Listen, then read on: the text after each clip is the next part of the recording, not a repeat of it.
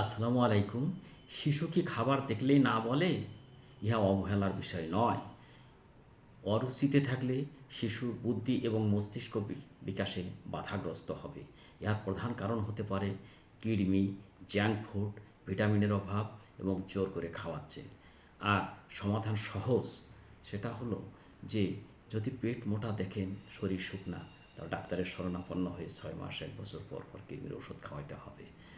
এবং জাঙ্ক ফুডের আসক্ত থেকে বেরিয়ে আসতে হবে, অর্থাৎ রঙিন ফলমূল এবং পুষ্টিকর খাবার দিয়ে এটাকে ওখান থেকে ফিরিয়ে আনতে হবে এবং জোর করে খাওয়ানো যাবে না।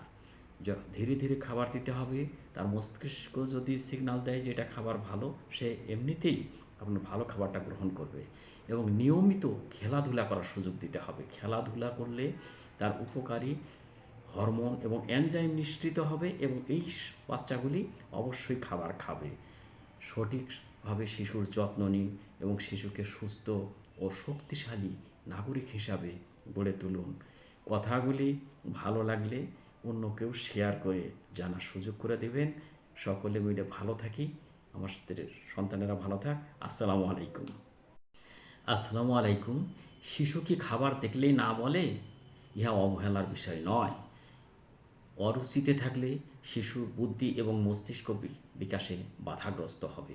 ইহার প্রধান কারণ হতে পারে কৃমি, জাঙ্ক ফুড, ভিটামিনের অভাব এবং জোর করে খাওয়াচ্ছে। আর সমাধান সহজ।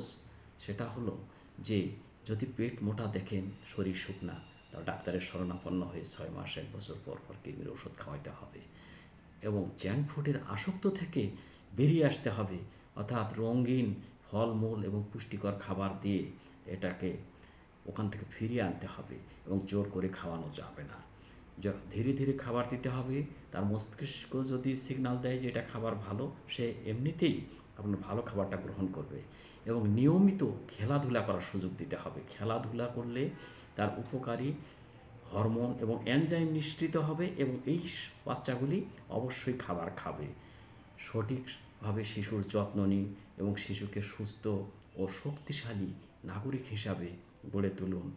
কথাগুলি ভালো লাগলে অন্য কেউ শেয়ার করে জানার সুযোগ করে দেবেন। সকলে মিলে ভালো থাকি। আমার সন্তানেরা ভালো থাক। আসসালামু আলাইকুম।